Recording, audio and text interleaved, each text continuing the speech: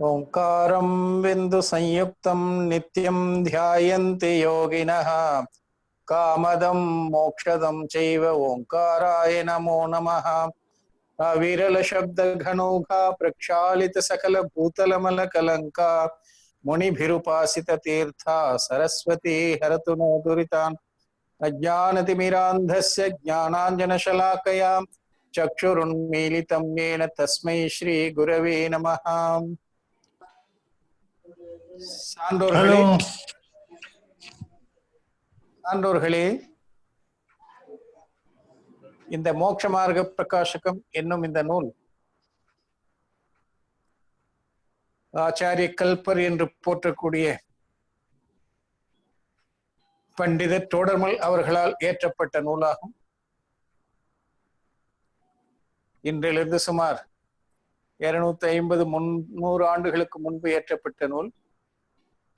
இதில் 2வது அதிகாரம் பிறவியில் ஏற்படக்கூடிய துன்பங்களுக்கு காரணம் என்ன, இந்த உயிர் அந்த காரணங்களை சரியாக புரிந்து கொண்டிருக்கிறதா, எதனால் துன்பம் ஏற்படுகிறது என்பதற்கான காரணங்களை எல்லாம் விளக்கினார்.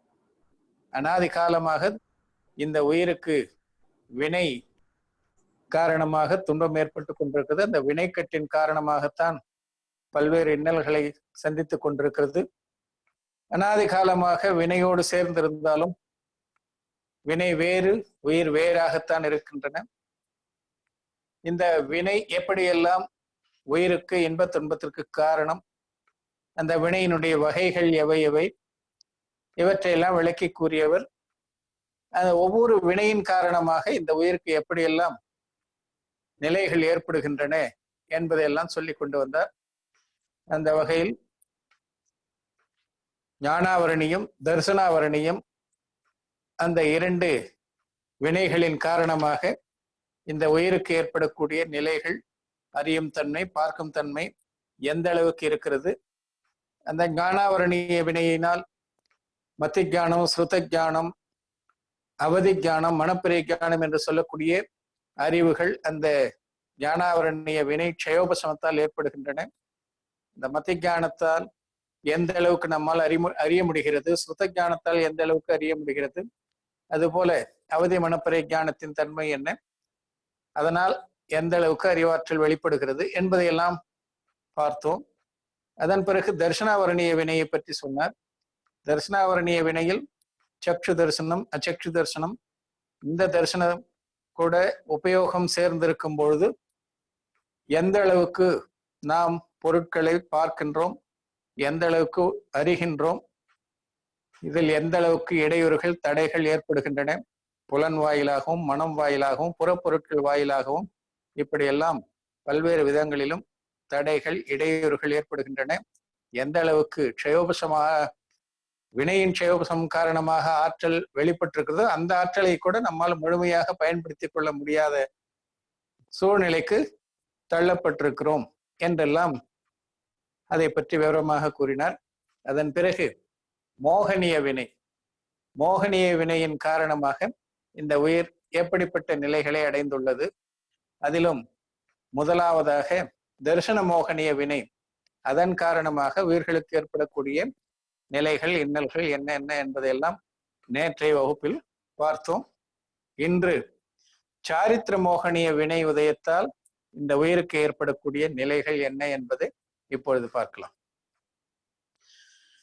जब चारित्र मोह के उदय से इस जीव को कषाय भाव होता है, तब ये देखते जानते हुए भी पर पदार्थों में इष्ट अनिष्टपना मानकर क्रोध अधिक करता है.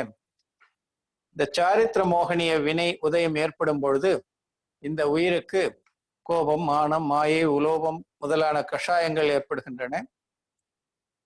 இந்த கஷாயங்கள் காரணமாக புறப்பொருட்கள் மீது இது எனக்கு வேண்டும், வேண்டப்பட்ட பொருள், இது எனக்கு வேண்டப்படாத பொருள் என்றெல்லாம் எண்ணி வேண்டப்பட்ட பொருட்கள் மீது பற்றுதலையும் வேண்டப்படாத பொருட்கள் மீது வெறுப்பையும் இந்த உயிர் கொள்கிறது.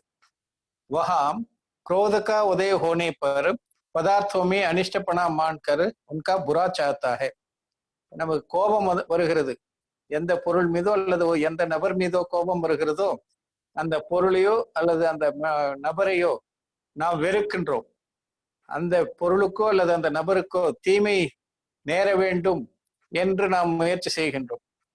कोई मंदिर आदि अचेतन पदार्थ बुरे लगे तब तोड़ने फोड़ने इत्यादि रूप से उनका बुरा चाहता है. ஆலயம் கட்டிடம் இவை நமக்கு தவறாக மனதிலே பட்டால் அப்பொழுது நாம் அதையே இடிக்க சென்று விடுகின்றோம். பக்கத்து வீட்டுக்கார ஒரு அரை இன்ச்சு கூடுதலா நம்ம இடத்துல போட்டுட்டா, வேலியை போட்டுட்டாங்க அல்லது செவரை எழுப்பிட்டாங்க, அல்லது நாம் அவர்களிடத்திலே ஒரு அரை இன்ச்சு தெரியாமல் சிவற்றை எழுப்பிவிட்டால் அதற்காக அந்த கட்டிடத்தை இடிப்பதற்கு கூட கோர்ட்டு கேஸ் என்றால் அலைந்து கட்டிடத்தை இடிப்பதற்கு கூட அப்படிப்பட்ட வேக தாபங்களை எல்லாம் கூட வெளிப்படுத்துபவர்கள் இருக்கிறார்கள் இந்த உலகில். எனவே அது கட்டிடமாக இருந்தாலும் சரி, ஆலயமாக இருந்தாலும் சரி, நமக்கு அது வேண்டப்படாத பொருளாக நம் மனதிலே பட்டுவிட்டால், அதன் மீது நமக்கு வெறுப்பு ஏற்பட்டு விட்டால் அதை உடைப்பதற்கும் நாம் தயங்குவதில்லை. ததா சத்ருவாதி சச்சேத்தன் பதார்த்த புரே லகே. அது மட்டுமல்ல, எதிரி நமக்கு வெறுப்பை உண்டாக்கி கொண்டிருக்கிறார். நம்முடைய எதிரி என்றால் அந்த எதிரிக்கும் ஏதாவது தீங்கு விளைய வேண்டும் என்று நாம் முயற்சி செய்வது உண்டு. तब उन्हें वध बंधनादि से या मारने से दुख उत्पन्न करके उनका बुरा चाहता है. அப்பொழுது இந்த கோபம் சினம் கொண்டவர் என்ன செய்யறாரு?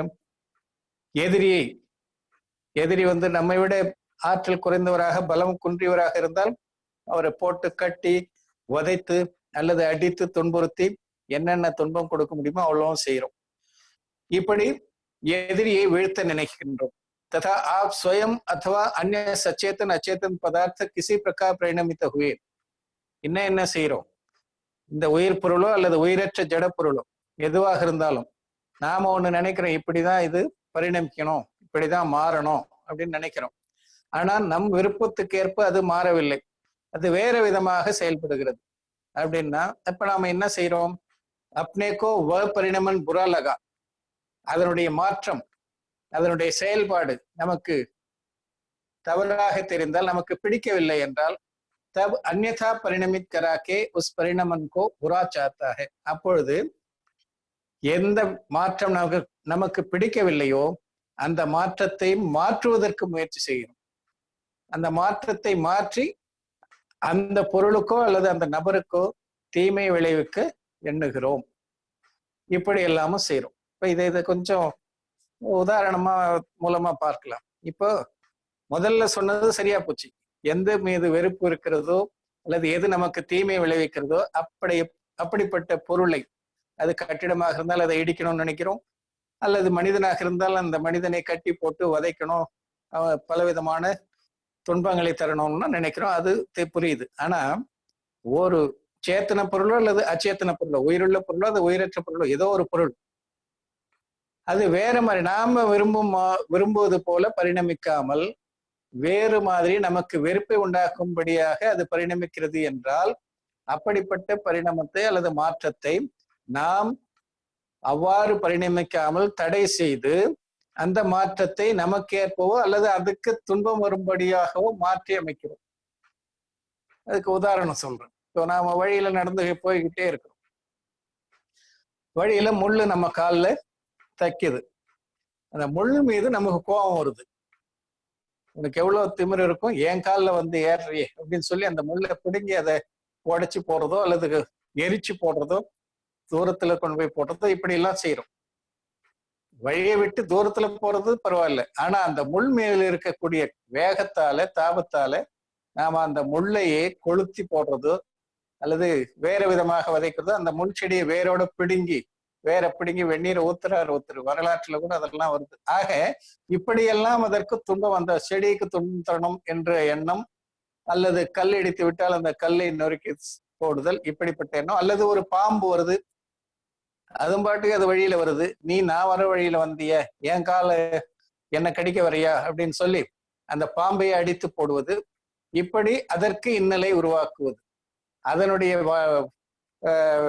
அது செல்லுகின்ற வழியை தடுத்து நிறுத்துவது, இப்படிப்பட்ட துன்பங்களை எல்லாம் நாம் பிற பொருளுக்கு அது நமக்கு ஏற்ப செயல்படவில்லை என்றால், இப்ப நாம போயிட்டே இருக்கிறோம், பாம்பு வழியில் நிக்குது, ஆனா போக மாட்டேங்குதுன்னா வழிவிடமுடனாக்க உடனே அந்த பாம்புக்கு நாம துன்புறுத்தல் அல்லது பாம்பை அடித்து ஏதாவது செய்யறது, இப்படியெல்லாம் நாம் செய்யறோம். அவ்வளவு எதுக்கு? நம்ம வீட்டுல நம்முடைய மகன் நாம் சொல்வதை கேட்கல, நீ இப்ப வெளியில போகக்கூடாது, நீ சினிமாவுக்கு போகக்கூடாதுன்னு சொல்றோம். நான் போவேன்னு ஒத்த காலில் நிற்கும் போது நாம் என்ன பண்ணுவோம்? நீ எப்படி போக பார்க்கலாம் அப்படின்னு சொல்லி போவதை தடுத்து ரூம்ல போட்டு பூட்டிடுறது.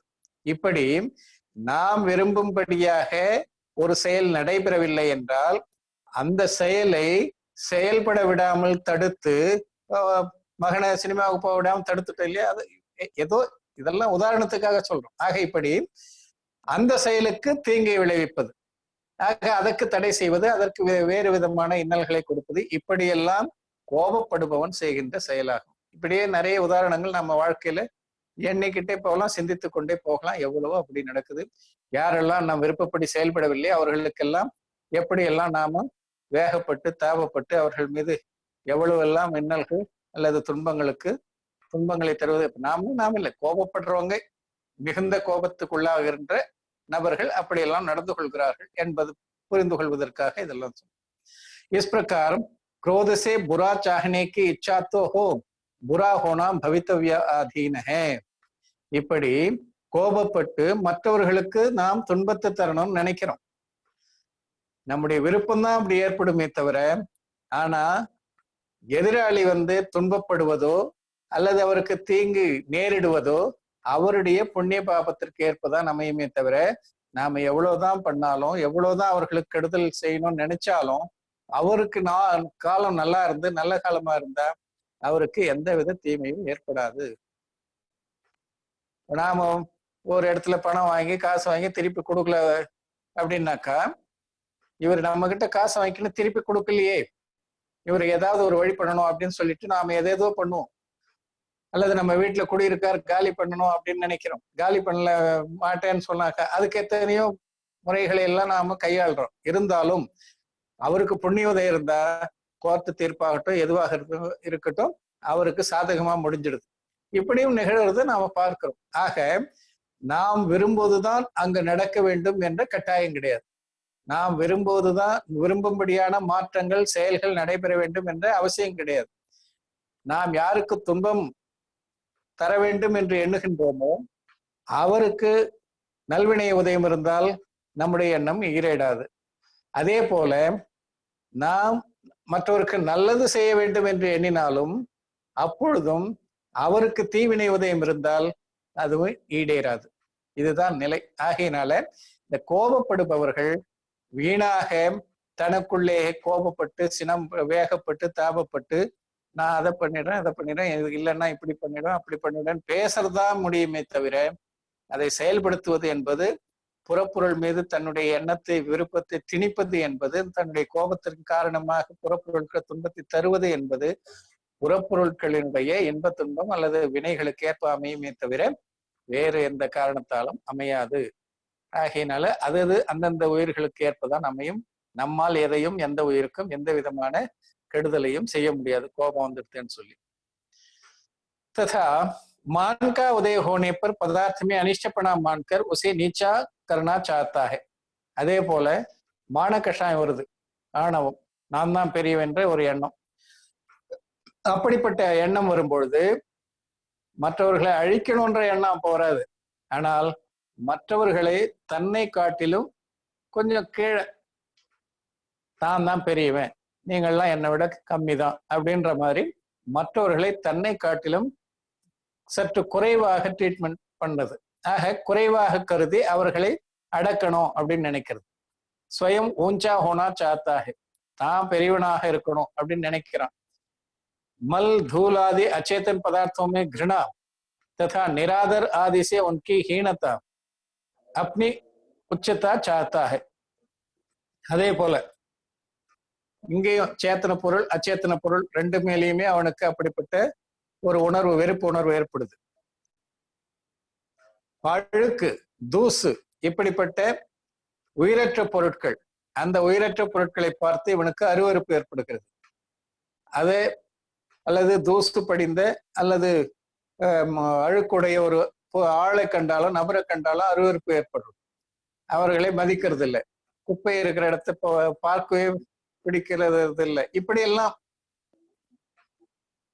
குப்பை இருந்தாலே பிடிக்காது, குப்பை இருக்கிற நபரை பார்த்தாலும் பிடிக்காது. ஆக இப்படியெல்லாம் நமக்கு அழுக்கையோ அல்லது தூசையோ பார்த்து அருவருப்பு ஏற்படுறது, அதை கீழாக காட்டுவது, அப்படிப்பட்டவர் அழுக்கோடு இருப்பவர்களை பார்த்து நீனா இப்படி இருக்கேன்னு சொல்றது, அப்படி உச்சத்தை நான் ஒரு சின்ன அழுக்கு கூட என் மேல படக்கூடாது அப்படின்னு நினைக்கிறது, இதெல்லாம் இப்படியும் தன்னை உயர்வாக கருதி கொள்வது. तथा पुरुषाधिक सचेतन पदार्थों को झुकाना, अपने आधीन करना इत्यादि रूप से उनकी हीनता. அதே மாதிரி தம்மை போன்ற மற்ற மனிதர்கள் அவர்களை எப்படியாவது குனிய வைக்கணும், அதுக்கு என்னென்ன வேலை செய்ய முடியுமோ பேக்ரவுண்ட் வேலையெல்லாம் செய்து தன்னன் எதிரில் அவங்க தலை நிமிர்ந்து இருக்கக்கூடாது, நீங்க தான் அப்படின்னு பணியோடு இருக்கிற மாதிரி செய்யறது.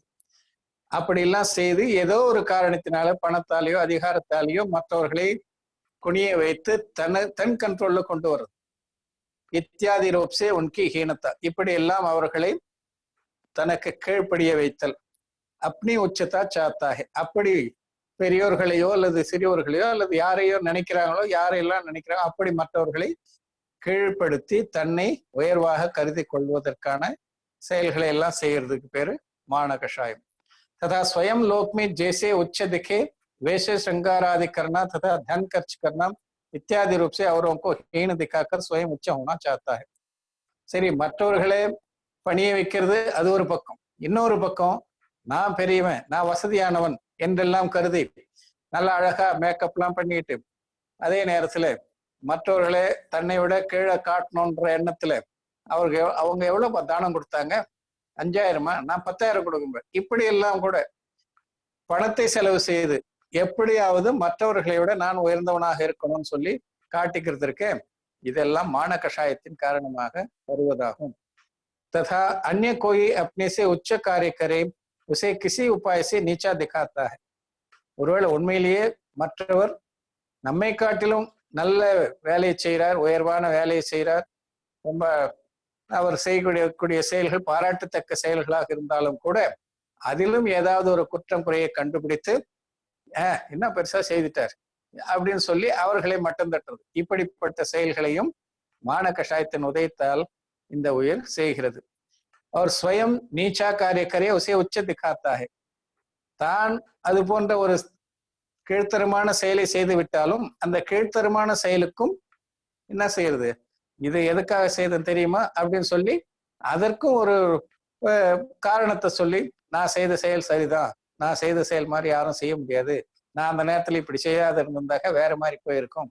இப்படி எல்லாம் தரம் தாழ்ந்த செயலை செய்து விட்டு கூட அந்த தரம் தாழ்ந்த செயலை உயர்ந்ததாக காட்டிக்கொள்வது, இப்படியெல்லாம் செய்வது எதனால் என்றால் மான கஷாயத்தினுடைய உதயத்தால். இந்த மான கஷாயத்தின் உதய எப்படி இருக்கோ அதனுடைய தீவிரத்தன்மைக்கு ஏற்ப மந்தத்தன்மைக்கு ஏற்ப இவனுடைய செயல்பாடுகளும் தீவிரமாகவும் மந்தமாகவும் இருக்கும். இப்படியெல்லாம் அவன் நினைக்கிறான், பிறப்பொருட்களை புறப்பொருட்களை நாம் நம்மை விட கீழ்த்தனமாக நடத்த வேண்டும் அல்லது பணிய வைக்க வேண்டும், நமக்கு நாம் தான் உயர்ந்தவர், மற்றவர்களெல்லாம் நம்மை விட தாழ்ந்தவர்கள் அல்லது மற்ற பொருட்கள் எல்லாம் நம்மை விட தாழ்ந்தது என்று இவர் எண்ணலாம். அதற்கென்ற முயற்சிகளை கூட செய்யலாம். ஆனால் इस प्रकार मान से अपनी महंतता की इच्छा तो हो, இந்த மான கஷாயத்தின் காரணமாக நான் பெரியவன் என்ற விருப்பம் ஏற்படலாம், உணர்வு ஏற்படலாம். மகந்ததா ஹோனா பவித்தவியாதீன, ஆனா நீ பெரியவனா இல்லையா என்பது உன்னுடைய வினை சார்ந்ததுதான். நல்வினை இருந்தால் இதெல்லாம் செய்யாமலேயே உயர்ந்தவனாக ஆக முடியும். தீவினை உதயம் இருந்தால் எது செய்தாலும் உயர்ந்த நிலையை அடைய முடியாது. அதே போலதான் மற்றவர்களை பணிய வைக்கிறதும் பணிய வைக்காது, அதெல்லாம் கூட மற்றவர்கள் உன்னை கண்டு பணிவது, இதெல்லாம் கூட அவரவர்களுடைய நல்வினை தீவினைக்கு ஏற்பதான் அமையும்.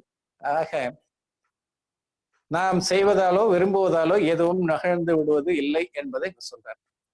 तथा माया का उदय होने पर किसी पदार्थ को इष्ट मानकर नाना प्रकार के छलों द्वारा उसकी सिद्धि करना चाहता है.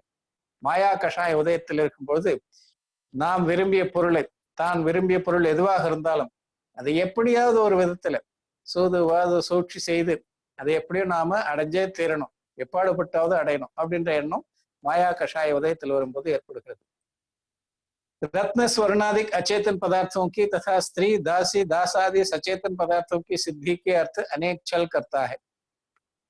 பொன் வெள்ளி தங்கம் வைடூரியம் வைரம் இதெல்லாம் இப்படிப்பட்ட பொருட்கள் பணம் காசு இவற்றையெல்லாம் அடைவதற்காகவும் அதே போல மனைவி மக்கள் பணியாட்கள் இவர்களை எல்லாம் தன்வயப்படுத்துவதற்காகவும் எவ்வளவு முடியுமோ அவ்வளவு கபட நாடகம் இந்த உயிர் அந்த மாயா கஷாய உதயத்தின் காரணமாக செய்கிறது.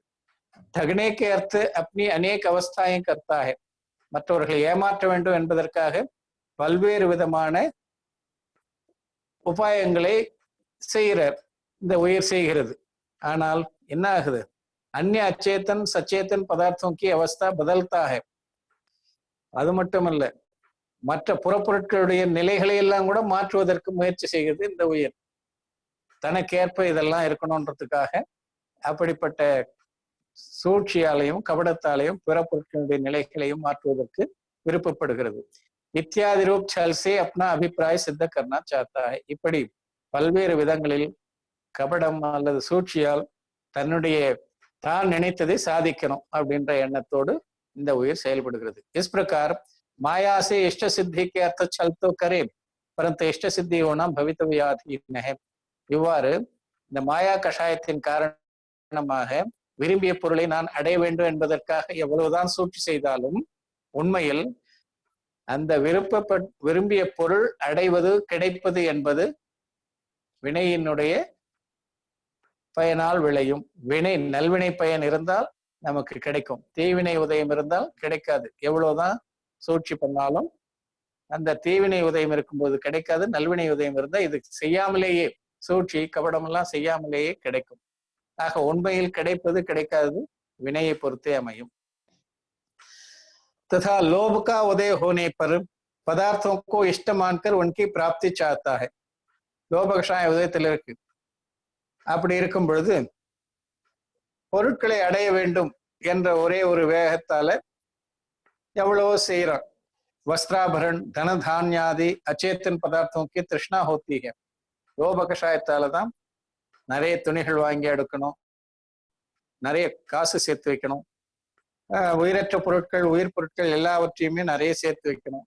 ததா ஸ்திரீ புத்திராதி சேத்தன் பதார்த்தம் கே திருஷ்ணா, நிறைய மனைவி மக்கள் எல்லாம் அப்படிப்பட்ட பணியாட்கள் இவர்களெல்லாம் அதிக எண்ணிக்கையில சேர்த்து வைக்கணும், நான் தான் பெரிய ஆளாகணுன்றதுக்காகவும் வசதி வாய்ப்புகளுக்காகவும் இப்படிப்பட்ட எக்கச்சக்கமா எவ்வளவு இருந்தாலும் நமக்கு போதல இந்த போதவில்லை என்ற எண்ணம் தான் இருக்கும். இந்த உலோப கஷாயம் இருக்கும் வரை எவ்வளவுதான் காசு சேர்த்தாலும் இது போதும் அப்படின்ற எண்ணம் வர்றதில்லை.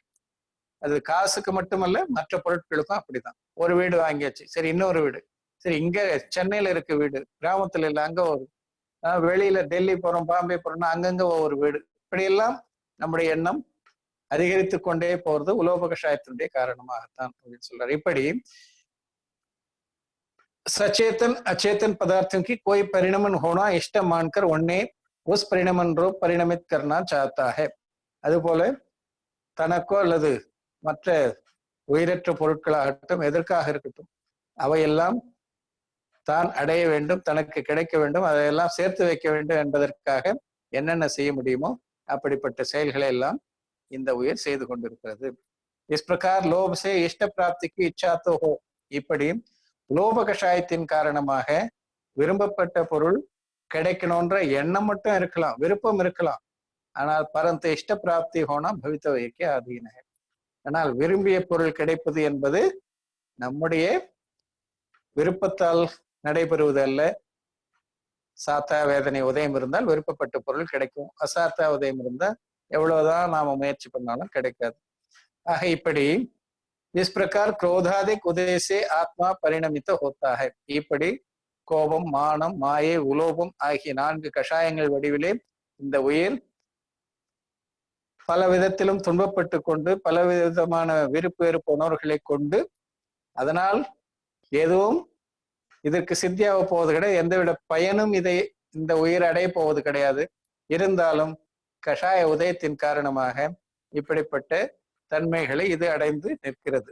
இஸ் பிரகார் क्रोधादिक उदय से आत्मा परिणमति. இப்படி கோபம் முதலான வினை உதயத்தும் போது ஆன்மா இப்படியெல்லாம் பரிணமிக்கிறது. வஹா ஏ கஷாய் சார் பிரகாரங்கள். இந்த கஷாயம் 4 வகைப்படும். அனந்தானுபந்தி, அப்பிரத்யாக்கியானாவரன், பிரத்யாக்கியானாவரன், சஞ்சுவலன். இதெல்லாம் தெரிஞ்சதுதான். वहां जिनका उदय होने पर आत्मा को सम्यक तो ना हो, स्वरूपा चरण चारित्र ना हो सके, वे अनंतानुबंधी कषाय है. அனந்தானுபந்தி கஷாயம் உதயத்தில் இருக்கும் பொழுது நமக்கு நற்காட்சி தோன்றாது. ஆக நற்காட்சியை தடுப்பது அனந்தானுபந்தி குரோதமான மாயா லோபமாகும். जिनका उदय होने पर देश चारित्र नहीं होता. அதே போல அப்பிரத்யாக்கியான குரோதமான மாயாலோபம் உதயத்தில் இருக்கும் பொழுது சில தேச சாரித்திரம் என்று சொல்லக்கூடிய சிராவக நிலை தோன்றாது. ஆகையினால சிராவக நிலைக்கு எதிராக இருக்கக்கூடியது இந்த அப்பிரத்யாக்கியானவரண குரோதமான மாயாலோபமாகும். इसलिए किंचित त्याग भी नहीं हो सकता, वे अप्रत्याख्यानावरण कषाय है. இதனால இந்த தேச சாரித்திரத்தை பின்பற்றி கொஞ்சம் தானம் தர்மம் பண்ணணும்னா கூட அதுக்கு தடையாக இருப்பது இந்த அப்பிரத்யாக்கியானாவரன் கஷாயமாகும். तथा जिनका उदय होने पर सकल चारित्र नहीं होता, इसलिए सर्व का त्याग नहीं हो सकता, वे प्रत्याख्यानावरण कषाय है. அதே போல முனிநிலையை தடுப்பது, முனிநிலைக்கு எதிராக இருப்பது, தியாகம் செய்ய முடியாமல் போவது, பற்றுகளையும் புற பொருட்களையும் தியாகம் செய்து முனிநிலையை அடையாமல் இருப்பதற்கு, அதை தடுப்பதற்கு காரணமாக அமைவது பிரத்யாக்கியானாவரண கஷாயமாகும். இந்த கஷாயம் உதயத்தில் இருக்கும்போது முனிநிலை ஏற்படாது. அந்த கஷாயம் உதயத்தில் இருந்தால் சிராவக நிலை ஏற்படாது. अनंतानुबंधी उदयத்தில் இருந்தால் सम्यक्तम ஏற்படாது. तथा जिनका उदय होने पर सकल चारित्र में दोष उत्पन्न होते रहते हैं, इसलिए यथाख्यात चारित्र नहीं हो सकता, वे संजलन कषाय है. அதே போல சகல சாரித்திரம் மகாவிரதங்கள் முதலியவற்றெல்லாம் பின்பற்றக்கூடிய நிலை வந்தாச்சு. முனி நிலையில இருக்கும் பொழுதும் யதாக்கியாத சாரித்திரத்தை வரவிட்டாமல் தடுப்பது சஞ்சுலன கஷாயமாகும். ஆக யதாக்கியாத சாரித்திரம் சகல சாரித்திரத்தை அடைந்துட்டோம், அந்த நிலைக்கு போயாச்சு. ஆனா யதாக்கியாத சாரித்திர நிலையை எட்ட விடாமல் தடுப்பதற்கு பெயர் சஞ்சுலன கஷாயம். அந்த சஞ்சுலன கஷாயத்தின் காரணமாக நாம் இந்த உயிர் முழுமையான ஒழுக்கத்தை, நற்காட்சி நல்லொழுக்கத்தை பெறாமல் இருக்கிறது என்று சொல்றார். இப்படி 4 கஷாயங்களும் என்னென்ன செயல்களை செய்கின்றன என்பதை நாம் இங்கு புரிந்து கொள்ள வேண்டும். अनादि संसार अवस्था में इन चारों ही का निरंतर उदय पाया जाता है. அனாதி காலமாகவே பிறவி நிலையில் இந்த 4 கஷாயங்களுமே உதயத்தில் இருந்து கொண்டுதான் இருக்கின்றன. परम कृष्ण लेशारूप तीव्र कषाय हो वहां भी, और शुक्ल लेशारूप मंद कषाय हो वहां भी निरंतर चारों ही का उदय रहता है. ரொம்ப முக்கியமான ஒரு கருத்து. இதை மனசுல நல்லா பதிய வச்சுக்கணும். லேசிக்கும் கஷாயத்துக்கும் சம்பந்தம் கிடையாது. நிறைய பேர் சுக்ல லேசியா இருந்தா மோட்சம் போலான்ற மாதிரி எல்லாம் கூட நினைச்சிட்டு இருக்காங்க. உண்மையிலே சுக்ல லேசியாவெல்லாம் முக்தி, அதாவது கஷாயம் இன்மைதான் முக்திக்கு காரணமே தவிர லேசிய முக்திக்கு காரணம் அல்ல. லேசிய இருக்கும் வரை முக்தியும் கிடைக்காது. இங்க அதுதான் சொல்றாரு. பரம கிருஷ்ண லேசியாரோ தீவிர கஷாயோ. கிருஷ்ண லேசி 6 லேசிகளில் மிக மிக தீவிரமான லேசியாகும். அந்த தீவிர கிருஷ்ண லேசி இருந்தாலும் சரி, வஹாம்பி அவர் சுக்ல லேசியாரூப் மந்த கஷாயம். சுக்ல லேசியில கஷாயம் மிக மிக மிக மந்தமா இருக்கும். அப்படிப்பட்ட மந்த நிலையில் இருந்தாலும் சரி, வஹாம்பி நிரந்தர் சாரோஹிகா உதய ரத்தா ஹை. ஆக சுக்லலேசி இருக்கும் பொழுதும் சரி, கிருஷ்ணலேசி இருக்கும் பொழுதும் சரி, இந்த 4 வகையான அனந்தானுபந்தி குரோதமான மாயாலோகம், அப்பிரத்யாக்கியான குரோதமான மாயாலோகம், பிரத்யாக்கியான குரோதமான மாயாலோகம், சஞ்சலன குரோதமான மாயாலோகம், லோகஷாயம் எல்லாமே இருக்கும். இதை நாம புரிந்து கொள்ளணும். ஆக சாரோஹிகா உதயரத்த 4 இருக்க முடியும், இருக்க வாய்ப்பு உள்ளது. யாருக்குன்னா மித்யாதிஷ்டி நிலையில. ஆக சுக்லலேசியில் இருப்பவர்கள் கூட மித்யாதிஷ்டியா இருக்கலாம். மித்யாதிஷ்டியா இருக்கிறதால 4 கஷாயமே உதயத்தில் இருக்குதுன்னு அர்த்தம். ஆக அப்படிப்பட்ட சுக்லேசில் இருப்பவங்க நவகிரகங்களும் போகலாம். ஆனால் நித்யாத்வம் அழிந்தால், கஷாயம் விலகினால்தான் மோட்ச மார்க்கம் திறக்கப்படும் என்பதை நாம் நன்கு புரிந்து கொள்ள வேண்டும். சுக்லலேசி உத்தமமானது, கிருஷ்ணலேசி ரொம்ப நிகிருஷ்டமானது அப்படின்றது ஒரு பக்கம் இருந்தாலும் அதனால் தர்மம் ஏற்பட்டு விடும் என்று மட்டும் சொல்ல முடியாது. சுக்லலேசி மோட்ச மார்க்கத்தில் இருக்கிறவங்களுக்கு இருக்கலாம். ஆனா சுக்ல லேசி முக்திக்கு காரணம் அப்படின்னு எடுத்துக்கூடாது. கஷாயமின்மைதான் முக்திக்கு காரணம் என்று எடுத்துக்கொள்ள வேண்டும். क्योंकि तीव्र मंद की अपेक्षा अनंतानुबंधी आदि भेद नहीं है தான் தெளிவாகிட்டார். கஷாயம் தீவிரமா இருக்கிறது மந்தமா இருக்கிறது அதுக்கு பேரு அனந்தானுபந்தி அப்பிரத்யாக்கியானம் பிரத்யாக்கியானம் அந்த பிரிவு இந்த அடிப்படையில பிரிக்கப்படல. सम्यक्त्वादि का घात करने की अपेक्षा ये भेद है. இந்த அனந்தானுபந்தி அப்பிரத்யாக்கியானம் பிரத்யாக்கியானம் சஞ்சலனம் என்று பிரிப்பதற்கு காரணம் கஷாயங்களுடைய தீவிரத்தன்மை மந்தத்தன்மை அடிப்படையில் அல்ல. எது சம்யக்தத்தை கெடுக்கிறதோ அதற்கு பெயர் அனந்தானுபந்தி கஷாயம். மித்யாத்வம் சம்யக் அனந்தானுபந்தி கஷாயம் இந்த இரண்டும் சம்யக்தத்தை நெற்காட்சியை வரவிடாமல் தடுக்கிறது. அந்த காரணத்தினால் அதற்கு அனந்தானுபந்தி குரோதமான மாயாலோகம் என்ற பெயரும் மித்யா தர்சனமாகவும் இது ரெண்டும் அதற்கு காரணமாக அமைகிறது. ஆக அந்த அடிப்படையில தான் பிரிவை பிரிச்சாங்க. அதே போலதான் மேல சொன்ன மாதிரி தேச சாரித்திரம் சிராவக இல்லற நிலை இல்லறத்தை வெளிப்படுத்த விடாமல் தடுப்பது பிரத்யாக்கியானாவரண குரோதமான மாயாலோகம். அதுபோல சகல சாரித்திரம் என்று சொல்லக்கூடிய முனி தர்மத்தை துறவரத்தை வெளிப்படுத்த விடாமல் தடுப்பது பிரத்யாக்கியான குரோதமான மாயாலோகம். அதுபோல யதாக்கியாத சாரித்திரத்தை வரவிட்டாமல் தடுப்பது சஞ்சலன குரோதமான மாயாலோகம் என்று முன்பு சொன்னதையே இங்கும் கருத்தில் கொள்ள வேண்டும். இப்படி இந்த ஆன்மாவினுடைய ஆற்றலை சம்யக்தம் தேச சாரித்திரம் சகல சாரித்திரம் யதாக்கியாத சாரித்திரம் இப்படிப்பட்ட ஆன்மாவினுடைய தூய்மை தன்மையை கெடுப்பதற்கு பெயர் கெடுக்கும் அடிப்படையில் இந்த கஷாயங்களை பிரித்து சொன்னார்களே தவிர கஷாயங்களுடைய மந்தத்தன்மையை வைத்தோ அல்லது தூய்மை தீவிரத்தன்மையை வைத்தோ இந்த கஷாயங்களை 4 வகையாக பிரித்து சொல்லவில்லை. அதுபோல இந்த லேசி அடிப்படையிலும் கஷாயங்களை சொல்லவில்லை அப்படின்றத நாம புரிந்து கொள்வோம்.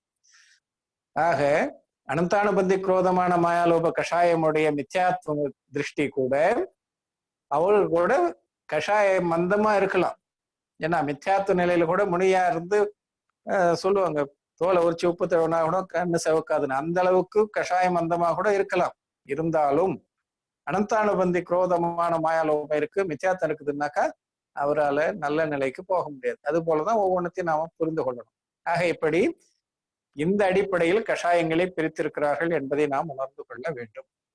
इन्हीं प्रकृतियों का तीव्र अनुभाग उदय होने पर तीव्र क्रोध आदि होते हैं, मंद अनुभाग उदय होने पर मंद होते हैं. இந்த பிரகிருதிகள் அதாவது அனந்தானுபந்தி முதலான பிரகிருதிகள் இருக்கின்றனவே இந்த பிரகிருதிகள் தீவிர பயனை தரும் பொழுது தீவிர உதயம் ஏற்படும் பொழுது இந்த உயிருக்கு தீவிரமான கோபம் முதலானவை தோன்றுகின்றன. இந்த அனந்தானுபந்தி முதலான கஷாயங்கள் உதயத்திற்கு வரும் பொழுது அது மந்தமாக இருந்தால் இந்த உயிர் மந்தமான கஷாயத்தை கொள்கிறது. இது பொதுவா எல்லாத்துக்கும் பொருந்தக்கூடிய ஒரு நீர். ஆக இப்படி கஷாயங்கள் எந்த அடிப்படையில் அனந்தானுபந்தி அப்பிரத்யாக்கியானம் பிரத்யாக்கியானம் சஞ்சலனம் என்று பிரித்து சொல்லப்பட்டன என்பதை நாம் இங்கு தெளிவாக புரிந்து கொள்ள வேண்டும். ஆக மித்யாத்வத்திற்கு காரணமானது அனந்தானுபந்தி, தேச சாரித்திரத்தை தடுப்பது அப்பிரத்யாக்கியானம், சகல சாரித்திரத்தை தடுப்பது பிரத்யாக்கியானம், யதாக்கியாத சாரித்திரத்தை தடுப்பது சஞ்சலனம். அந்த அடிப்படையில் இந்த 4 வகையாக இந்த கஷாயங்களை பிரித்து கூறியிருக்கிறார்கள் என்பதை மனதில் கொள்ள வேண்டும். तथा मोक्ष मार्ग होने पर इन चारों में से 3, 2, 1 का उदय होता है. इन फिर चारों का अभाव हो जाता है. நாம் மோட்சம் பாதையில பயணிக்க ஆரம்பித்து விட்டோம் என்றால் முதல்ல அனந்தானுபந்தி குரோதமான மாயாலோகம் போயிடுது, மித்யாத்வமும் கூடவே போயிடுது. ஆகையினால 4ல 3 போயிடுச்சு, 4ல 1 போயிடுத்து 3 இருக்கு. அதுக்கப்புறம் சிராவகனா வரும். சிராவகனாகும் போது 4ல 2 கஷாயம் போயிட்டு 2 மிச்சம் இருக்கு. அப்புறம் முனிநிலைக்கு போறோம். முனிநிலை போகும்போது 4ல 3 போயாச்சு, 1 தான் இருக்கு. அதுக்கப்புறம் அதையும் தாண்டி யதாக்கியாத சாரித்திரத்தை சென்று அடைந்து 12வது 13வது குணஸ்தானத்தை அடையும் போது இது எல்லாமே போயிடுது. முழுமையாக அரகந்த சித்த நிலையை பெறும் தகுதியை பெற்று விடுகிறது இந்த ஆன்மா. ஆக இப்படி அந்த நிலையில இந்த 4 கஷாயங்களுமே இருப்பது கிடையாது என்பது இங்க எடுத்து சொல்றாரு. तथा क्रोधादिक चारों कषायों में से एक काल में एक ही का उदय होता है. இங்க நினைச்சுக்கணும், கோபம் முதலான 4 கஷாயங்கள், இந்த 4 கஷாயங்கள்ல ஒரு சமயத்துல ஒரு கஷாயம் தான் உதயத்தில் இருக்குமே தவிர ஒரே சமயத்துல 4 கஷாயங்களும் உதயத்துக்கு வராது. இன் கஷாயம்கே பரஸ்பர காரண காரியப்பனாக, இந்த கஷாயங்கள் ஒன்றுக்கொன்று காரண காரியமாகவும் அமைகின்றன. இப்போ கோபம் ஏற்படுது அப்படின்னாக்கா அதுக்கு மானம் காரணமா இருக்கலாம், அல்லது மானம் ஏற்படுது என்றால் கோபம் காரணமா இருக்கலாம். அது போல ஒன்றுக்கொன்று காரணம் காரியமாகவும் அமைய வாய்ப்பு இருக்கிறது. குரோதசே மானாதி ஹோஜாத்தேகன், கோபத்தால ஆணவ முதலானவை ஏற்படுகின்றன. கோபம் வந்துடுத்து, நீ பெரியவனா நான் பெரியவனா பார்த்துடலாம் சரி அப்படின்னு சொல்லி அதே நேரத்துல பெரியவனா அப்படின்ற எண்ணமும் கூடவே வருது. அதற்காக கஷ்டப்பட்டு சேர்த்த பணத்தை எல்லாம் கூட கோர்ட்டு கச்சேரின்னு செலவு பண்றதுக்கு தயாரா இருக்கும். ஆக இப்படி கோபத்தின் காரணமாக மானம் ஏற்படுகிறது. மானசே குரோதாதி ஹோஜாத்தே, மான கஷாயம் வந்ததால் இன்னும் கோபம் அதிகமாகுது. ஆக இப்படி குரோதத்தால மானம், மானத்தால குரோதம் இப்படியும் ஏற்படுவதற்கு வாய்ப்பு உண்டு. इसलिए किसी काल में भिन्नता भाषित होती है, किसी काल में भाषित नहीं होती. ஆகையினால சில நேரங்கள்ல குரோதம் வேற மானம் வேறன்னு நமக்கு தெரியுது. ஆனா சில நேரங்கள்ல இது கோபமா அல்லது ஆணவமா என்று அந்த இரண்டுக்கு இருக்கக்கூடிய வேற்றுமை தெரியாமலேயே கூட போவதுண்டு. ஆனால் ஒரு நேரத்துல ஒரு கஷாயம் தான் உதயத்தில் இருக்கும் என்பதை நாம் புரிந்து கொள்ள வேண்டும். இஸ் பிரகார் கஷாய ரூப் பரிணமன் ஜாரணா, ஆக இவ்வாறு இந்த கஷாயங்கள் வடிவாக இந்த உயிர் பரிணமித்துக் கொண்டிருக்கிறது. ததா சாரித்திர மோகக்கே ஹி உதயசே நோ கஷாய ஹோத்திக, இந்த சாரித்திர மோக வினை உதயத்தின் காரணமாகத்தான் அனந்தானுபந்திய பிரத்யேகான சஞ்சலன கஷாயங்கள் தவிர நோ கஷாயம் என்று சொல்லக்கூடிய 9 கஷாயங்களும் தோன்றுகின்றன. வஹாம் हास्य के उदय से कहीं इष्टपना मानकर प्रफुल्लित होता है, हर्ष मानता है. சிரிப்பு கஷாயம் நமக்கு உதயத்தில் இருக்குதுன்னாக்கா அந்த சிரிப்பு கஷாயம் உதயத்தில் இருக்கும் பொழுது அதே நேரத்துல நமக்கு சிரிப்புக்கு உண்டான ஒரு சூழ்நிலை ஏற்படுது. அந்த சூழ்நிலையில நாம் மலர்ந்து போறோம், முகம் மலர்ச்சி அடைகிறது, மனம் ரொம்ப மகிழ்ந்து போகிறது. ஆக அப்படி குதூகலித்து போறோம். ததா ரத்திக்கே உதயசே, இந்த பாசம், அந்த பாச உணர்வு ஏற்படும் பொழுது, அந்த ரத்தி உதயத்தில் வரும் பொழுது கிசிக்கோ இஷ்டமான்கள் பிரீத்தி கர்த்தா, யார் மேல நமக்கு பாசம் ஏற்படுகிறதோ அவர்களை தூக்கி கொஞ்சம் ரொம்ப குழாவரம், குழந்தை மேல பாசம் வருது அல்லது வேற மனைவி மக்கள் மேல பாசம் வருதுன்னாக்கா அவர்களோட ரொம்ப கொஞ்சம் குழாவ ஆரம்பிச்சிடுறோம், ரொம்ப பாசத்தை அன்பை வெளிப்படுத்துறோம். அதுக்கு காரணம் அந்த ரத்தி என்று சொல்லக்கூடிய நோ கஷாய வினை உதயம்தான். வஹா ஆசக்த ஒத்தாக, யார் மீது பாசம் ஏற்படுதோ அவங்க மேல ரொம்ப அன்பை பொழிகிறாரு, ரொம்ப ஈடுபாட்டோட செயல்படுறாரு. ததா அரத்திக்கு உதயசே கிசிக்கோ அனிஷ்ட மான்கர் அப்ரீத்தி கர்த்தாக, நமக்கு வெறுப்பு வருது அப்படின்னா யார் மேலேயாவது அப்படின்னாக்கா அந்த பாசத்துக்கு ஆப்போசிட்டான அப்படி வரும்பொழுது யார் மேல நமக்கு அந்த வேண்டாம் வெறுப்பு அப்படின்ற எண்ணம் வருதோ அவர்களை தேவையில்லைன்னு நினைச்சு அவர்கள் மீது நமக்கு பாசம் வர்றதில்லை, அன்பு நாம காட்டுறது கிடையாது. வஹா உத்வேக ரூப் ஹோத்தா ஹை, அவங்க மேல அன்பு காட்டாமல் அவங்களை விலக்கி வைக்கணும்ன்ற எண்ணம் தான் வருது. ததா शोक के उदय से कहीं अनिष्टपना मानकर दिलगीर होता है, சோகம் வந்துடுது, சோகமான ஒரு சூழ்நிலை, சோக வினை உதயத்தால சோகமான சூழ்நிலை வருது. ஆகையினால எதனால சோகம் வந்ததோ அந்த மாதிரி பொருள் மீது இப்ப நினைத்து அதுக்காக கஷ்டப்பட்டு மன வருத்தத்தை அடைவது அது சோக கஷாயத்தினுடைய உதயத்தால் ஆகும். ததா பயக்கே உதயசே கிசிக்கோ அனிஷ்ட மான்கர் உஸ்ஸே டர்த்தா ஹை, பயம் வருது, அச்சம், பய கஷாய உதயத்தினால நமக்கு அச்ச உணர்வு ஏற்படுகிறது. அந்த அச்ச உணர்வு ஏற்படும் போது எந்த பொருள்களை கண்டு நாம் அஞ்சுகிறோமோ அதை விலக்கி வைக்கணும்னு நினைக்கிறோம், அது நம்மோட இருக்கக்கூடாதுன்னு நினைக்கிறோம். இப்படி எல்லாம் तथा जुगुप्सा के उदय से किसी पदार्थ को अनिष्ट मानकर उससे घृणा करता है. அதே போல அருவருப்பு கஷாயம் உதயத்தில் வரும்பொழுது எந்த பொருள் மீது நமக்கு அருவருப்பு ஏற்பட்டதோ அந்த பொருளை கண்டு நாம அருவருப்பு அடைய ஆரம்பிச்சிடும்.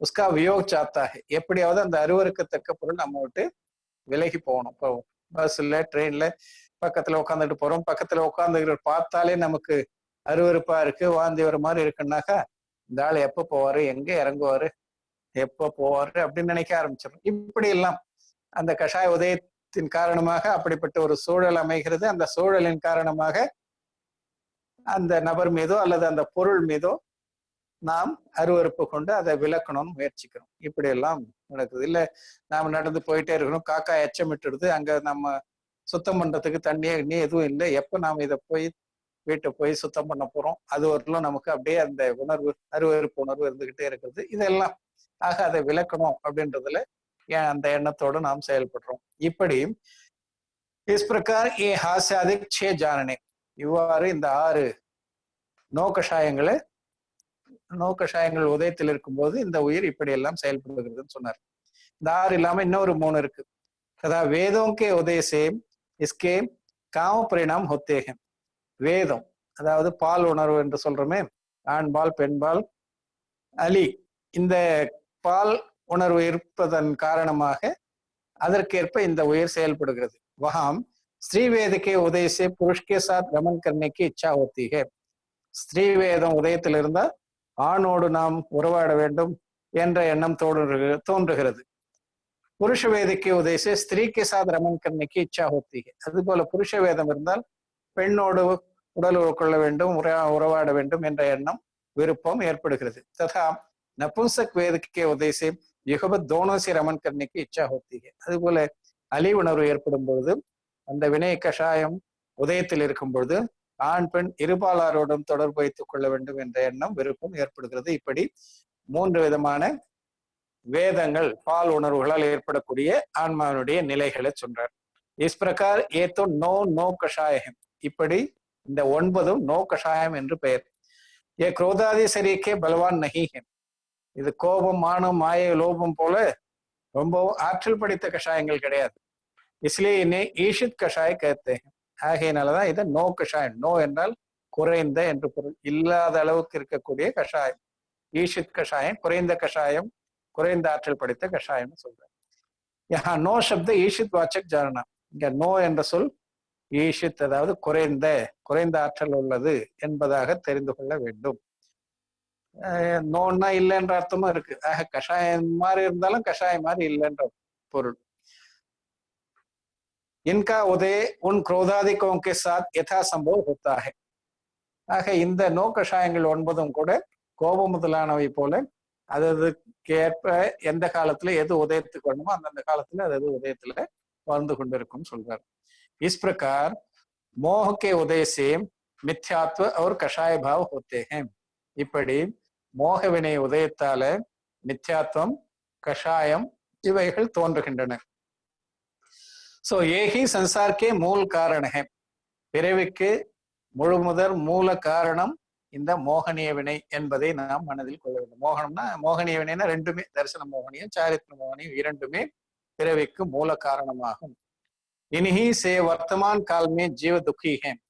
இந்த 2 வினைகளால் தான் இந்த நிகழ்காலத்தில் உயிர் துன்பப்பட்டு கொண்டிருக்கிறது. ஒரு ஆகாமி கர்ம பந்தகேபி காரணம் ஏகி ஹே. இதற்கு அடுத்து வரக்கூடிய வினைக்கட்டிற்கும் காரணம், பிற்காலத்தில் வரக்கூடிய வினைக்கட்டுக்கும் காரணம் இந்த மோக வினைதான். ததா இனீக்க நாம் ராகத்வேஷ மோக. இதைத்தான் விருப்பு, வெறுப்பு, மயக்கம் என்று சொல்லுகின்றோம். ஆக மோகம் என்றால் மித்யாத்வம், விருப்பு வெறுப்பு என்பது இந்த கஷாயங்கள், குரோதமான மாயா லோகம் 9 நோ கஷாயம். இது விருப்பு வெறுப்பில் அடங்கும். மோகம் என்பது மித்யாத்வத்தை சாரும். வஹா மித்யாத்வக்க நாம் மோக. மித்யாத்வத்துக்கு தான் மோகம் என்று பெயர், மயக்க உணர்வு என்று பெயர். கியோங்கி வஹா சாவதானிக்க அபாவ. ஏன்னா அந்த மோகம், மயக்க உணர்வு இருக்கிற வரை நாம் விழிப்புணர்வோடு செயல்படுவது கிடையாது, கவனத்தோடு இருப்பது கிடையாது, கவனம் குன்றி விடுகிறது. तथा माया लोभ कषाय एवं हास्य रति और 3 वेदों का नाम राग है. விருப்புணர்வு என்பது எதுனாக்கா இந்த கஷாயங்கள்ல மாயை, உலோபம், இந்த 2 கஷாயங்கள். இந்த மாயை, உலோபம் 2 கஷாயம்னாக்கா அனந்தானுபந்தி, பிரத்யாக்கானம், பிரத்யாக்கானம், சஞ்சலன மாயை. அதே போல அனந்தானுபந்தி, பிரத்யாக்கான, சஞ்சலன, லோபம் 2 எல்லாமே. இந்த 2ம் அதோடு சிரிப்பு, பாசம் இவையெல்லாம் எதை சார்ந்து இருக்கும்? அது அப்புறம் இந்த 3 உணர்வுகள், ஆண்பால், பெண்பால், அலி உணர்வுகள் இருக்கு. அது இவையெல்லாம் விருப்பம் என்று சொல்லக்கூடிய ராகத்தில் சேரும். क्योंकि वहां इष्ट बुद्धि से अनुराग पाया जाता है. ஏன்னா இந்த வினை உதயங்கள் இருக்கும்போது நமக்கு விருப்ப உணர்வு ஏற்படுகிறது. அந்த விருப்ப உணர்வுக்கு ஏற்ப நாம் செயல்படணும்னு நினைக்கிறோம். ஆகையினால இதை வச்சார். तथा क्रोध, मान, कषाय और अरति, शोक, भय, जुगुप्साओं का नाम द्वेष है. ஆக வெறுப்பு என்பது எதுன்னா கோபம், மானம் என்று சொல்லக்கூடிய கஷாயங்கள். அதாவது அனந்தானுபந்தி கோபமானம் மாயாலோகம், அனந்தானுபந்தி குரோதம், அப்பிரத்யாக்கியான குரோதம், பிரத்யாக்கியான குரோதம், சஞ்சலன குரோதம். அதே போல அனந்தானுபந்தி மானம், அப்பிரத்யாக்கியான மானம், பிரத்யாக்கியான மானம், சஞ்சலன மானம், இந்த எல்லாமே வெறுப்பு வடிவானவை. அதே போல அரத்தி, சோகம், பயம், அருவருப்பு, இவை எல்லாமும் வெறுப்பு வடிவானவை. ஆக இப்படி ராக, துவேஷ, மோகம் என்று சொன்னால் அனைத்து கஷாயங்களும் மித்யாத்துவம் அதிலே அடங்கி விடுகின்றன.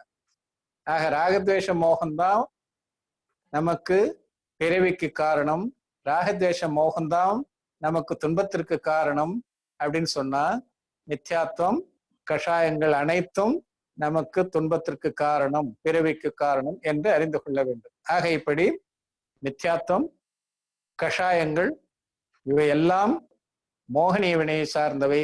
ஆக மோகனிய வினை காரணமாகத்தான் நமக்கு பிறவி ஏற்படுகிறது. பிறவியில் ஏற்படக்கூடிய துன்பங்களும் இந்த மோகனிய வினை காரணமாகத்தான் ஏற்படுகின்றன என்பதை புரிந்து கொள்ள வேண்டும்.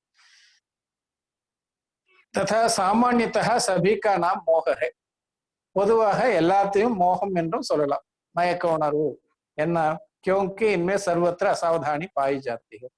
கோபம் வந்தாலும் சரி, மான கஷாயம் வந்தாலும் சரி, நமக்கு நாம என்ன செய்யறோம்னே தெரியாம நாம செயல்படுறோம். ஆகையினால எந்த கஷாயங்கள் வந்தாலும் இந்த ஆன்மா கவனக்குறைவாக விழிப்பின்றி செயல்படுகிறது. மித்யாத்துவ நிலையிலும் அப்படித்தான் செயல்படுகிறது. ஆகையினால மொத்தமா ஒரே சொல்லல சொல்லணும்னா மோகம் என்ற சொல்லால சொல்லலாம். ஆகையினாலதான் இந்த வினைக்கு பேரே மோகனிய வினைன்னு வச்சாங்க. ஆகையினால இந்த மோகனிய வினை என்றால், மோகம் என்றால் ராகத்வேஷ மோகம், விருப்பு வெறுப்பு மயக்கம். இந்த ராகத்வேஷத்துல கஷாயங்கள் எல்லாம் வந்துடுது, அந்த மயக்கத்துல மித்யாத்துவம் வந்துடுது. ஆக இப்படி மோகம் என்ற ஒரு சொல்லாலேயே அனைத்தும் சொல்லப்படுகின்றன. எனவே மோகனிய வினை என்று இதற்கு பெயர் வந்தது. இந்த மோகனிய வினை ஒன்றுதான் பிறவிக்கு காரணம், துன்பத்திற்கெல்லாம் காரணம் என்று நாம் புரிந்து கொள்ள வேண்டும். அதுக்கப்புறம் காதி வினையில இன்னொரு காதி வினை இருக்கு, அந்தராய வினை. இந்த அந்தராய வினை உதயத்தால என்னென்ன உயிருக்கு நிலைகள் ஏற்படுகின்றன என்பதை இப்போ பார்க்கலாம். तथा अंतराय के उदय से जीव चाहे सो नहीं होता. अंतराय विனை உதயத்தில் இருக்கும் பொழுது உயிர் என்ன விரும்புகிறதோ அது நிகழ்வதில்லை. தான் தேனா சாहे सो नहीं दे सकता. என்னன்றத சொல்றாரு. தானம் கொடுக்கணும்னு நினைக்குது, ஆனா தடை ஏற்படுது, தானம் கொடுக்க முடியாம போயிடுது. என்ன ஏற்படுது, விருப்பம் ஏற்படுது. ஆனா திடீர்னு ஏதோ காரணத்தால நாம் நினைத்தது காசு வரல, ஆகையினால கொடுக்க முடியாம போறது, அல்லது வேற யாராவது தடுக்கிறாங்க, எதுக்கு கொடுக்குறேன்னு. ஆகையினால இப்படி வஸ்துக்கு பிராப்தி சாஹே சோ நஹி ஹோத்தி. ஒரு பொருளை நாம் அடையணும்னு நினைப்பா அதுவும் அந்தராய வினை இருந்த அந்த பொருள் அடைய விடாமல் தடுக்கப்படுகிறது. போ கர்னா சாஹே சோ நஹி ஹோத்தா. பொருட்களை நுகரணும், தூய்க்கணும் அப்படின்னு நினைச்சா அதுவும் இயலாமல் போகிறது அந்தராய காரணத்தால.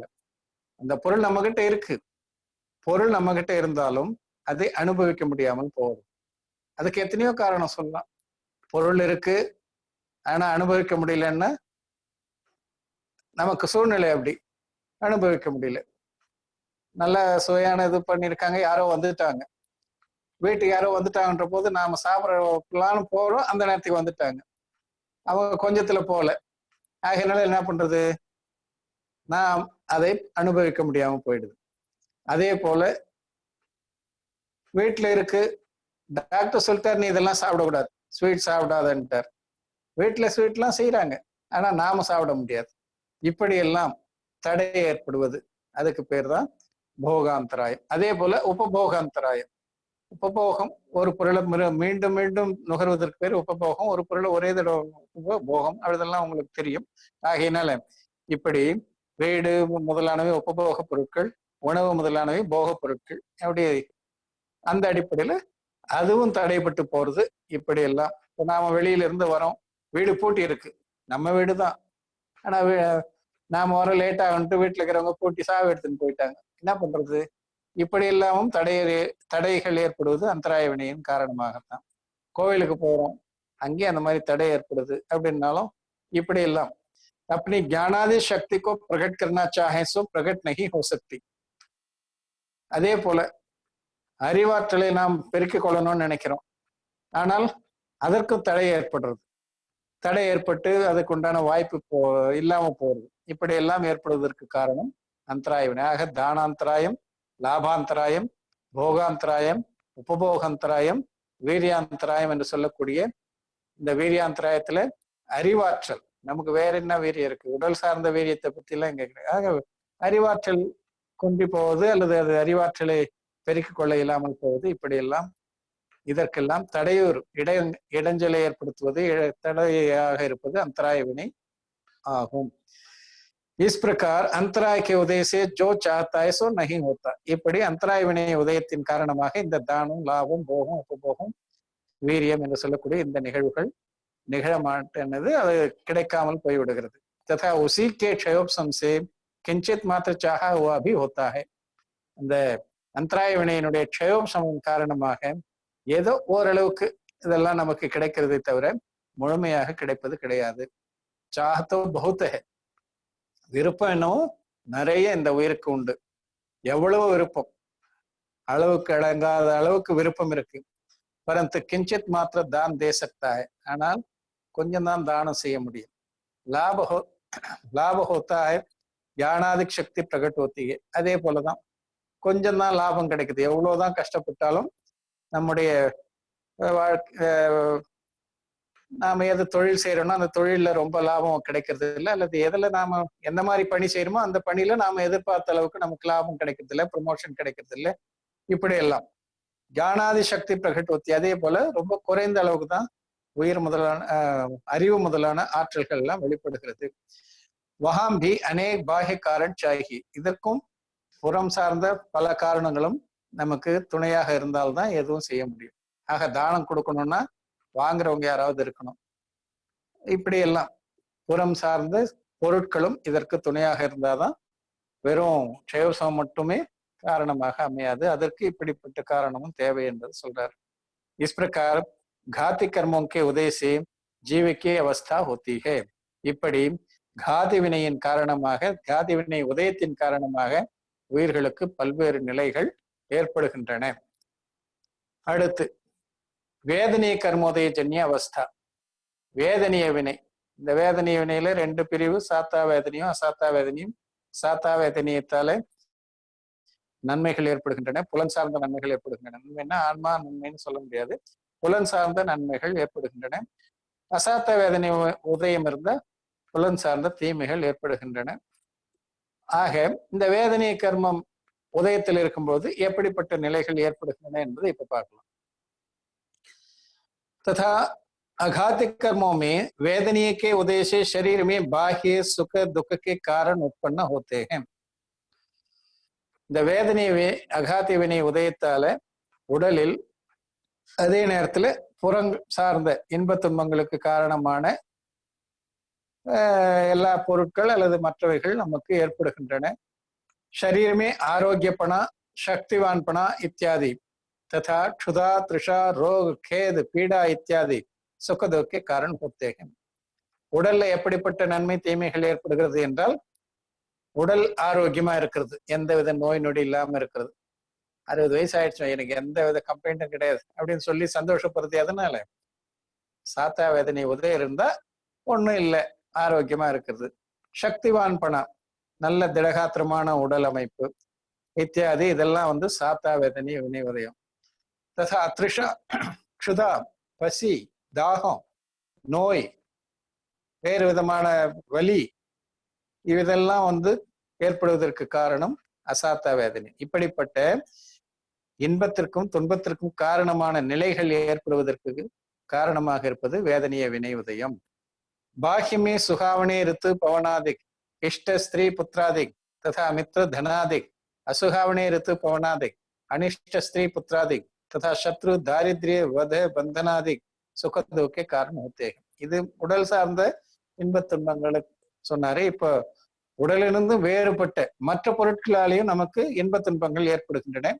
அதுல எப்படி சம்மர் சீசன் வந்தா ஏன் தான் இவ்வளவு வெய்ய கொளுத்துதோ, அக்னி நட்சத்திரம் ஆரம்பிக்க போத நாளையில இருந்து அப்படின்னு சொல்லி நினைச்சா அதை கண்டு நாம கஷ்டப்படுறது. ஆனா நல்ல மழை பெய்ஞ்சு நல்ல நமக்கு ஏற்ற ஒரு சூழல் அமையுதுன்னா அதை கண்டு சந்தோஷமா இருக்குது. ஆக இப்படிப்பட்ட சூழல்கள் அமைவது, அதே போல நமக்கு ஏற்ப மனைவி மக்கள் அமைவது, அல்லது நண்பர்கள், பணம், காசு எல்லாமே நமக்கு ஏற்பான அமையுதுன்னா அது சாத்தாவேதனியத்தின் காரணமாக.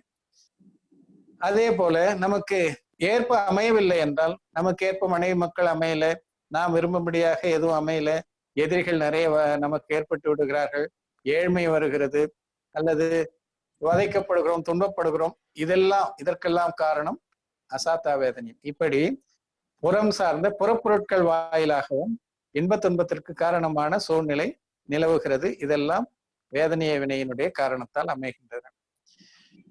ये जो बाह्य कारण कहे हैं उनमें कितने कारण तो ऐसे हैं जिनके निमित्त से शरीर की अवस्था सुख दुख कारण होती है. இல்ல புற காரணங்களை எல்லாம் சொன்னாங்களே, இதுல எவ்வளவோ காரணங்கள் அதன் காரணமாக உடல்ல இன்ப துன்பம் ஏற்படுகிறது. அவர் வேகி சுகதுக்கோ காரணம் होते हैं, அவை இன்ப துன்பக்கு காரணமாக அமைகின்றன.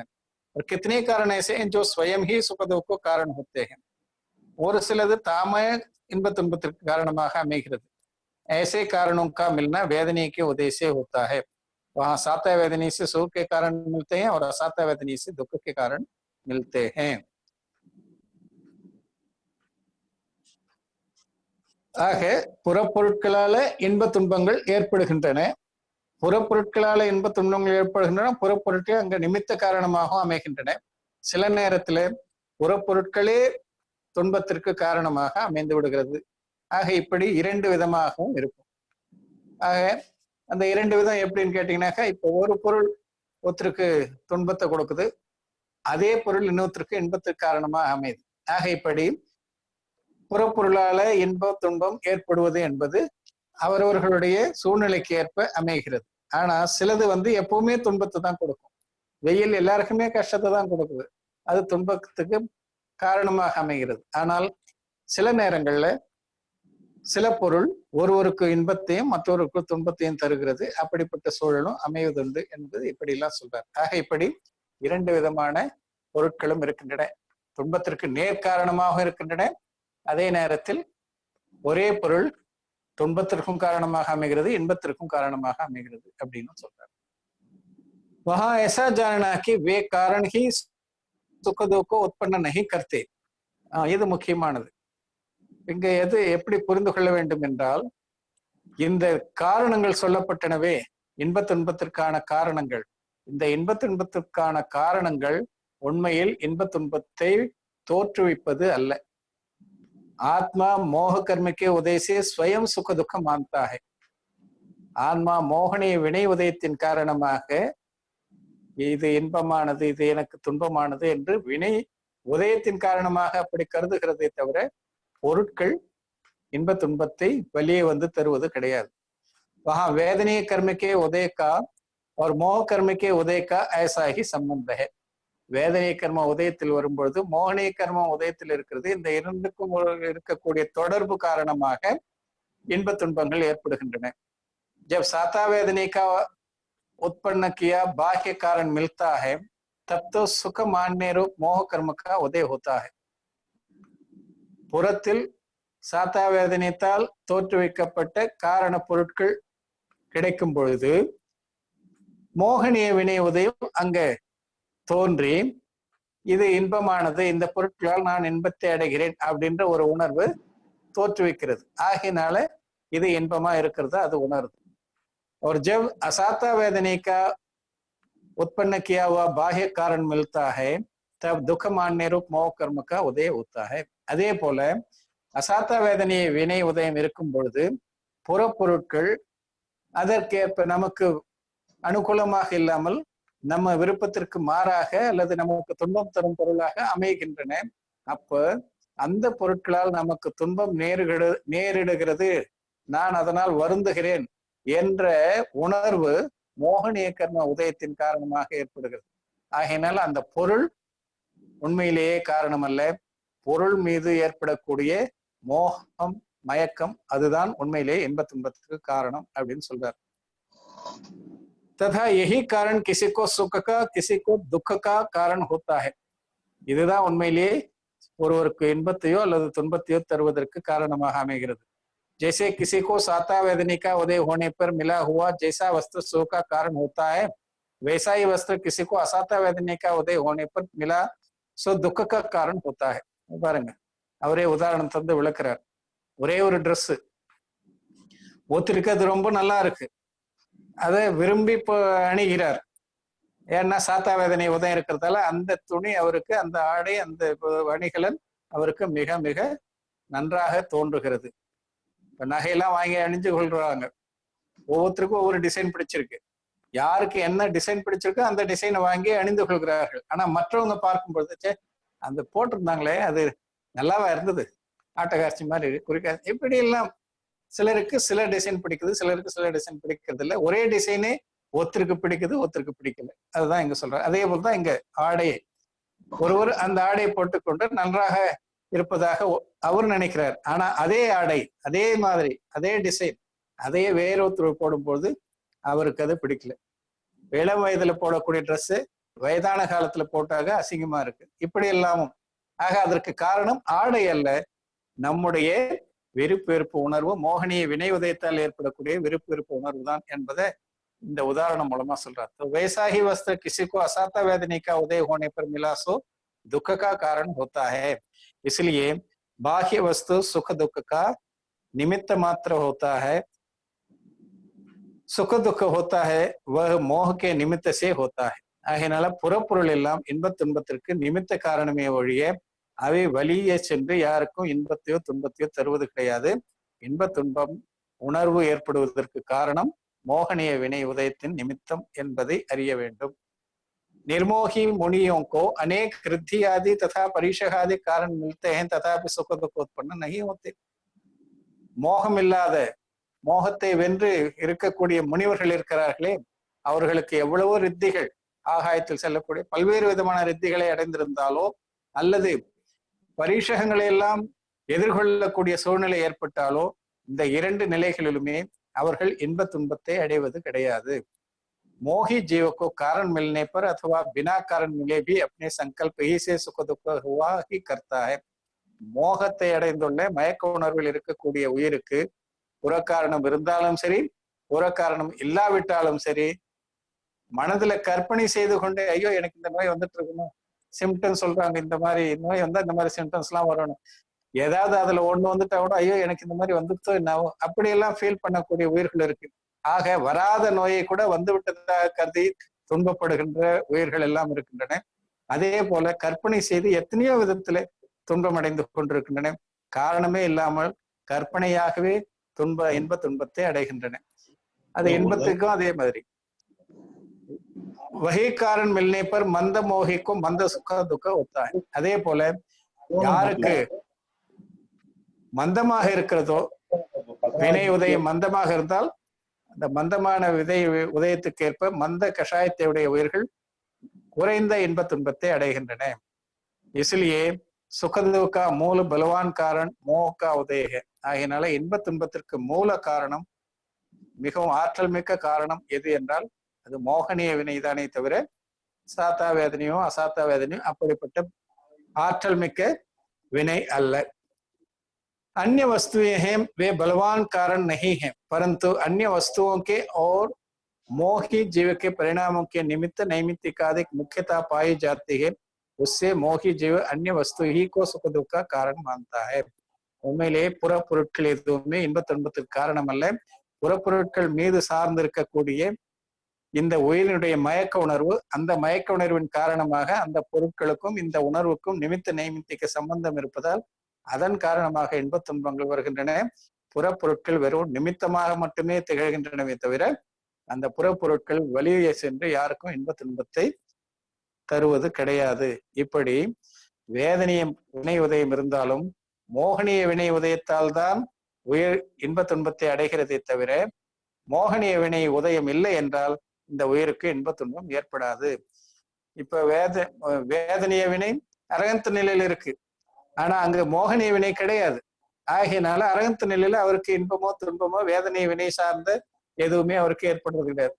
ஆக்சுவலா அவருக்கு அசாத்தா வேதனை வினை உதயம் கிடையாது, முழுக்க முழுக்க சாத்தா வேதனை உதயம் தான். அப்படி இருந்தாலும் அவருக்கு அந்த சாத்தா வேதனை வினை உதயம் காரணமாக ஏற்படுகின்ற புறம் சார்ந்த புலன் சார்ந்த இன்பங்களில் எந்தவித நாட்டமும் இல்லாமல் இருப்பதால் அவருக்கு அத்தகைய இன்பம் ஏற்படுவது கிடையாது. அவர் முழுக்க முழுக்க ஆன்ம இன்பத்தை தான் தீர்த்துக் கொண்டிருக்கிறார். இப்படிதான் நாம் இதை புரிந்து கொள்ள வேண்டும். எந்த அளவுக்கு மோகம் விலகி செல்கிறதோ அந்த அளவுக்கு சாத்தா அசாத்தா வினை உதயத்தால் ஏற்படக்கூடிய இன்ப துன்பங்களும் குறைந்து போகும். கஷாயம் அதிகமாக இருந்தால் இவையெல்லாம் அதிக இன்ப துன்பத்திற்கு காரணமாக அமைகின்றன. உண்மையில் புறப்பொருட்கள் இன்ப துன்பத்திற்கு காரணம் அல்ல. ஒரு பொருள் ஒருத்தருக்கு இன்பத்தை ஊட்டுகிறது, அதே பொருள் இன்னொருத்தருக்கு துன்பத்திற்கு காரணமாக அமைகிறது. எனவே அந்த பொருள் இன்பத்திற்கோ துன்பத்திற்கோ காரணம் அல்ல, அந்த பொருள் மீது நாம் கொண்ட மயக்க உணர்வு அதுதான் இன்ப துன்பத்திற்கு காரணம். இது இன்னும் எவ்வளவு உதாரணங்கள் மூலமாக கூட விளக்கலாம். ஆனால் இப்போது நேரம் கருதி நான் இந்த விளக்கத்தை இதோடு நிறைவு செய்கிறேன். இதன் பிறகு இன்னும் சில 3 அகாதி வினைகள் சார்ந்த கருத்துக்கள் இருக்கின்றன, அதை நாளை வகுப்பில் பார்க்கலாம் என்று கூறி இதோடு இந்த வகுப்பை நிறைவு செய்கிறேன். திங்கள் மும்மாரி பெய்க திருவரம் வளர்க செங்கோல் நன்கினிது அரசனாழ்க நாடெல்லாம் விளைக மற்றும் எங்குள அறத்தினோரும் இனிதோழி வாழ்க எங்கள் புங்கவன் பயந்த நன்னூல் புகழோடு பொலிகமிக்கே. ரெக்கார்டிங் எடுத்துருங்க.